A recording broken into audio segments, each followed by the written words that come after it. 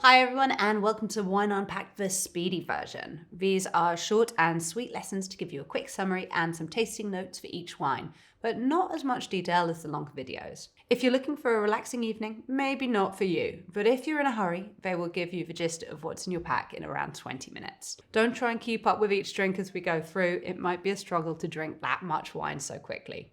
Either watch the video now and then enjoy each wine at your own leisurely pace, or perhaps just pause when you get to the end of each section. We've got a mix of white and reds, so as ever, if the wines haven't been chilled, pop them in the freezer for 10 minutes before we start. This month we're looking at value, and we'll be drinking a few different wines at a few different price points. And along the way, learning a couple of tips and tricks that will help you to find good value next time you're in a restaurant or wine shop. Before we start, our first and most important value lesson is the one you're already doing by subscribing to Wine Unpacked. Finding out the kind of wine you like and don't like is key to getting better value. There's no point in picking out the most expensive wine on the menu if it's not a style that you're going to like. Having to power through something you're not enjoying or throwing a bottle of wine down the sink is definitely not my idea of good value. At the end of the lesson, let us know what you think of each wine in the lesson, and we'll start building up a personal taste profile for you to help better understand what you do and don't like. And with that, let's get cracking, open the first wine, and start finding out about value in wine.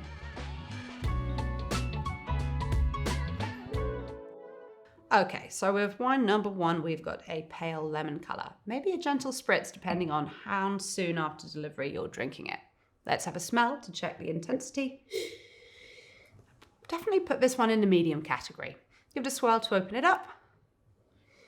It's not crazy intense, but it's got a nice bright freshness to it. I get some lemon, grapefruit, bright citrus flavors, perhaps some fresh peach, maybe a touch of grass too. I get a kind of whetstone mineral aroma as well. Let's take a sip. So, this one should be firing up your taste buds, nice and refreshing. I get that citrus flavor coming through, some lemon and grapefruit, and I can still taste the peach. Let's hop onto structure and see what we can find there. Body-wise, I think we're looking at light. It's not thick and heavy, there's a definite freshness. This wine style is quite low in alcohol at around 11%, so this means the body is also quite light too. Tannin, nothing to report here until we move on to the reds, and sweetness, it's definitely dry too. Acidity, we're definitely looking at high. It's got a tingly, mouth-watering characteristic to it. A nice, light, zesty fresh wine to start us off. So, what are we drinking and why is it good value? Well, this wine is called a Chacolí or Chacolina. It's from the Basque region of northern Spain. You might have heard of the popular food destination San Sebastian, and the Basque region runs along that coast and actually over into France a little bit too. These chacolís are the region's speciality. They're fun, fresh, easy to drink, but most of all, good value because the region and the wines are still relatively unknown. Wine, like everything else in life, is subject to the laws of supply and demand. And because there's a finite limit on the area you can make a good wine in any region, supply is always limited. As wine regions gain popularity, the demand goes up, and so usually does the price. At the moment, this northern Atlantic coast of Spain and Portugal, there are a few light, refreshing wine options like Albarino and Vinho Verde that fit a similar profile and can be really good value for money because they're relatively unheard of. So Chacolí, a zippy, refreshing wine to go perfectly with food and help you get good value. This one is from an organic producer based near Guetaria. You're probably looking at £14 to £15 in a shop for this, and maybe £30 to £35 in a restaurant. But you can find decent bottles around the £10 mark in shops too. In terms of pairing suggestions, how about the local Basque pincho called a gilda? A cocktail stick with a salty anchovy, spicy pickled chili, and a bitter fruity olive. So that's wine number one and value tip number one. Looking for up and coming regions and styles to get you some more interesting, better value wines. Okay, so what do we have here? Again, we are looking at pale lemon. Let's give it a sniff and see what we can find. Quite a lot going on here. Let's start the first wheel. I get lemon again, like the first wine, but also a quite rich apple aroma too. Some peach, maybe some floral, like some kind of blossom. There's a decent concentration of aromas from the first wheel here. Let's hop over to the second wheel because I'm also picking out some aromas from here. There's a bready aroma coming from a process this wine has been through where it's aged on the lees or dead yeast cells. I also get a few aromas from the last wheel. This wine is only a couple of years old, but it's already starting to develop some interesting characteristics. I get some fresh almonds and perhaps beeswax and a little bit of resin.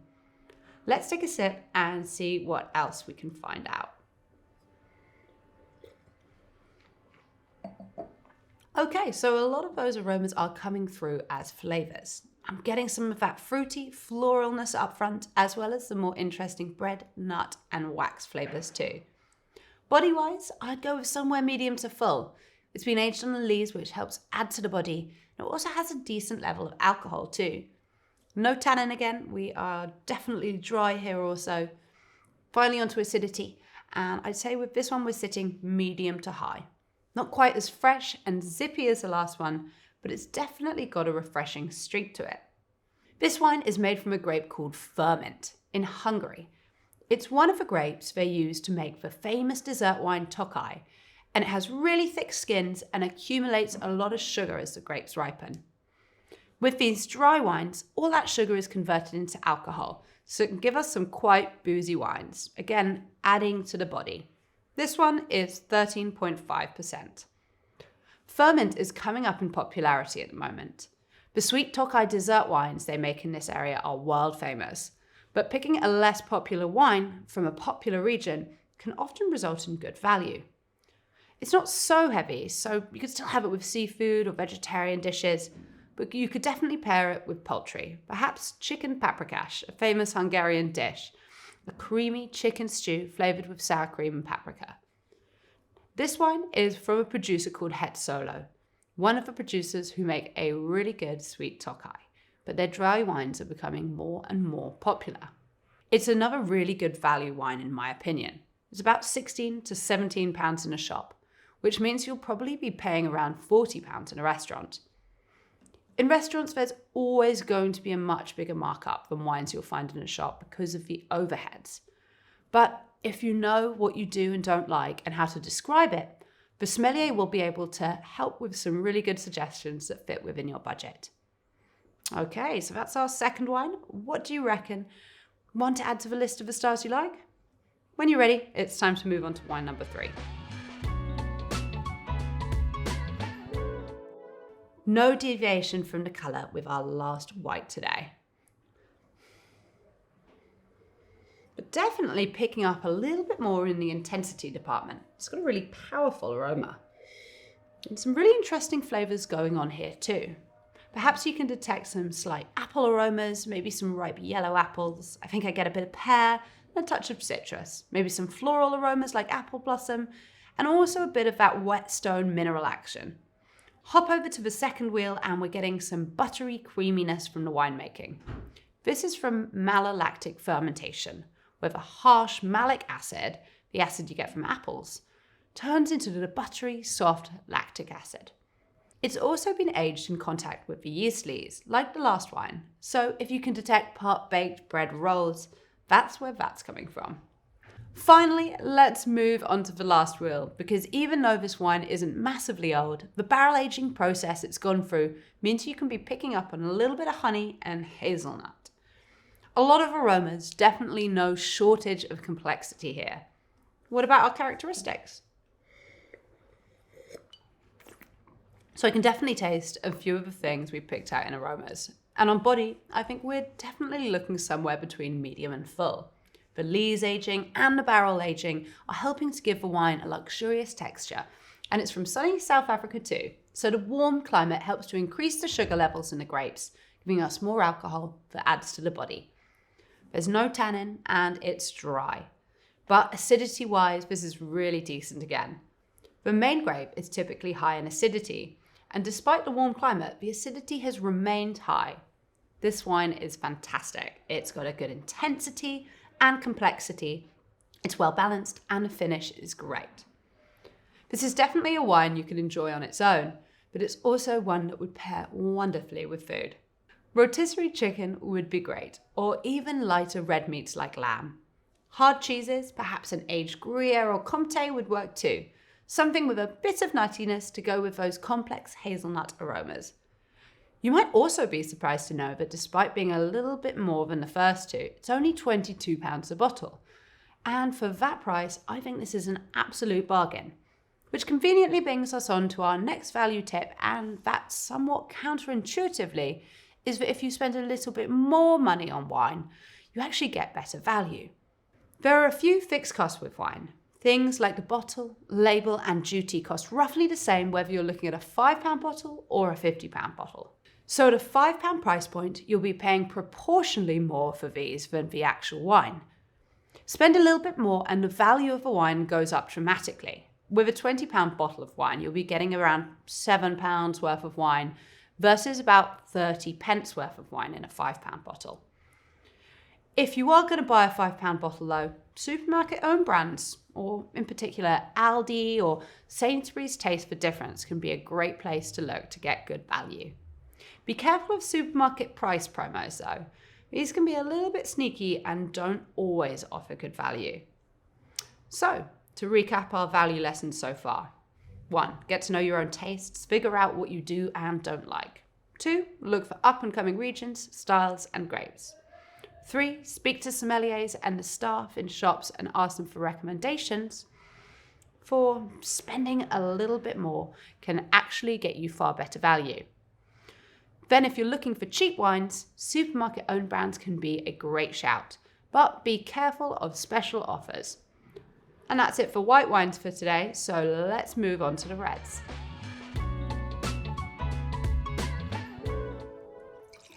Okay, so let's take a look at what we have here. We've got a pale ruby colour. I'm getting a really good intensity here too. I can smell quite a lot of red fruit and some black fruit too. I get blackcurrant, blackberry, and a rich cherry aroma.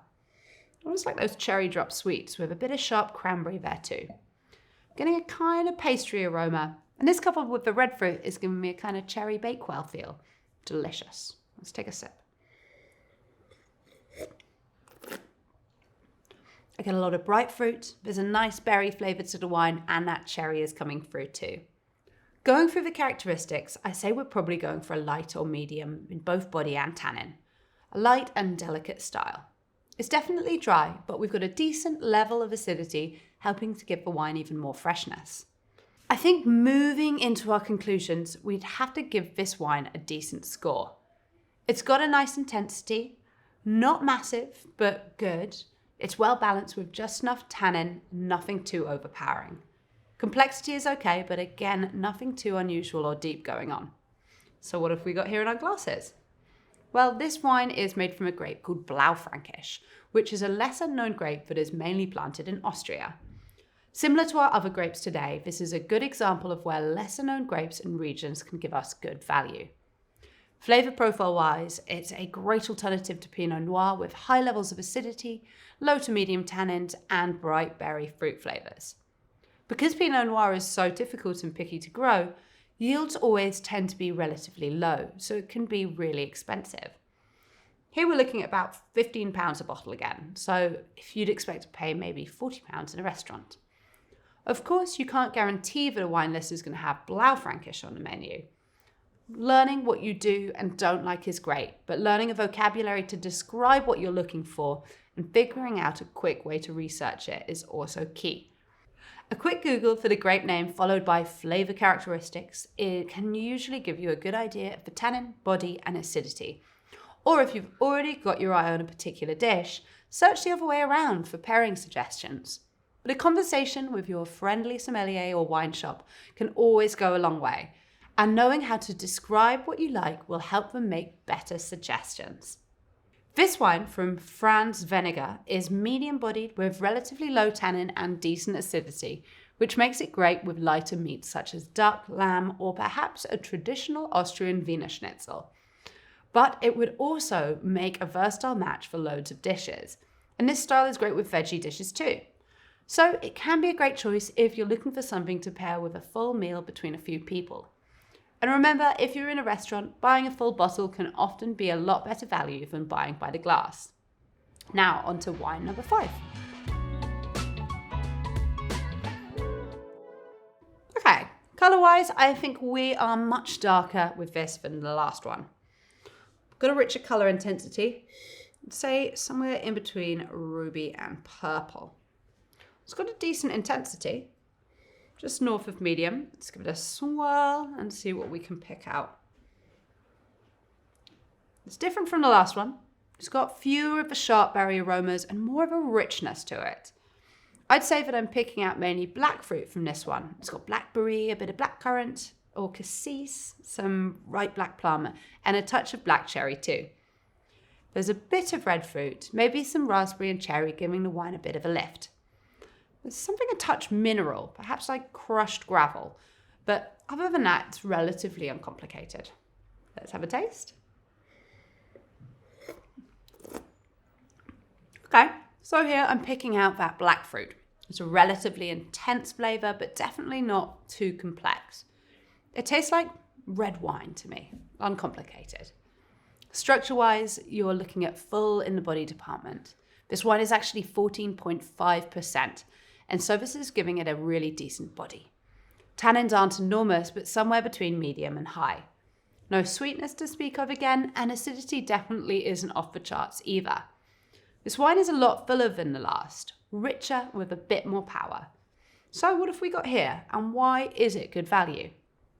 Well, it's from the Languedoc in southwest France, and this one in particular is made from a blend of Syrah, Grenache, and Carignan grapes, in the sub-appellation of Corbières by the producer Domaine Olio Romanus.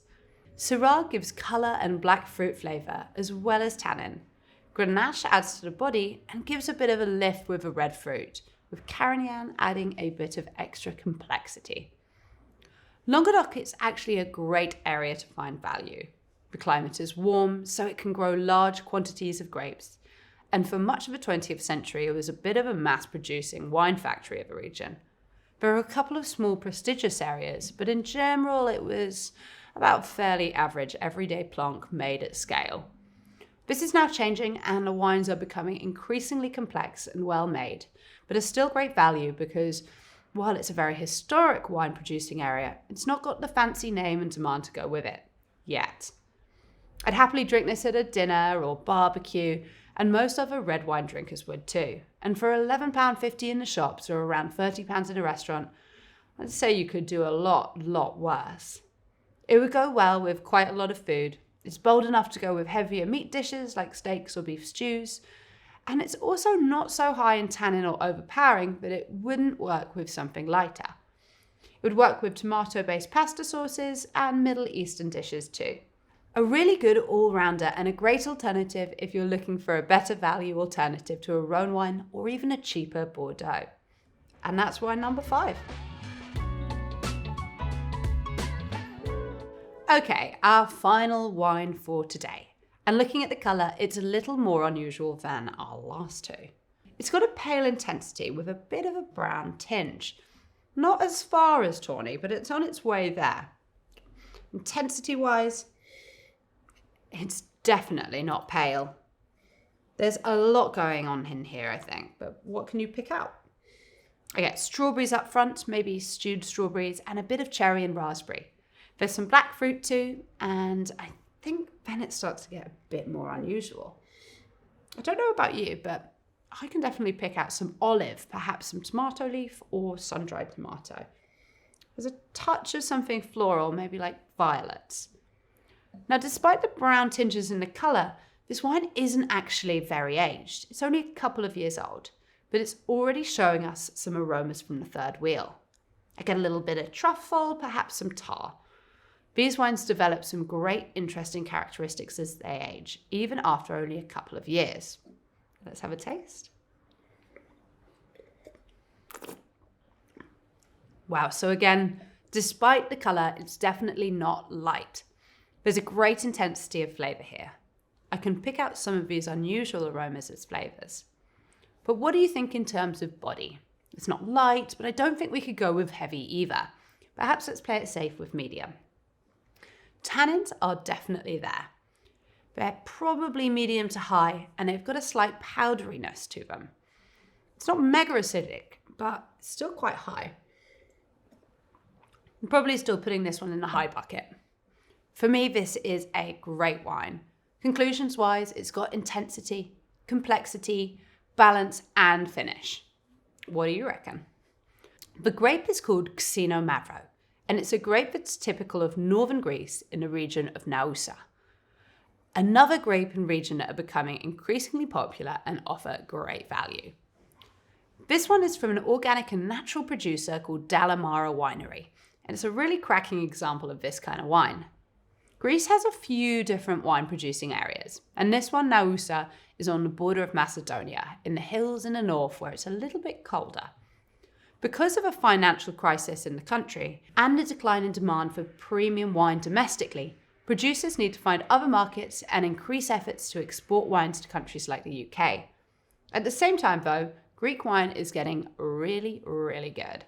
It's one of the oldest winemaking regions, but there's a string of young hotshot winemakers who have traveled the world, studying at the best winemaking schools and working in prestigious wineries, bringing these techniques home. Despite the light colour, it's got a ton of tannin and flavour. Food-wise, because of the big tannins, you could pair this wine with something rich and hearty like a lamb stew, but it's got a lot of complex earthy flavours as well, so it could work with a wild mushroom risotto with plenty of parmesan too. Salt helps to lower tannins. People often compare Xinomavro to the grape Nebbiolo, which is used to make the premium Italian wine Barolo. The difference between the two, though, is that if you spend £25 on Xinomavro in a shop, you're going to get the absolute best one. Whereas if you spend £25 on Barolo, that's really the starting point, and to get something really good, you'll probably need to spend at least £40. So this makes Xinomavro a really good pick if you're looking for value. You can pick out a bottle of this for maybe around £22, or about £50 in a restaurant. Talking of premium wines like Barolo, that brings us nicely to our final lesson on finding value.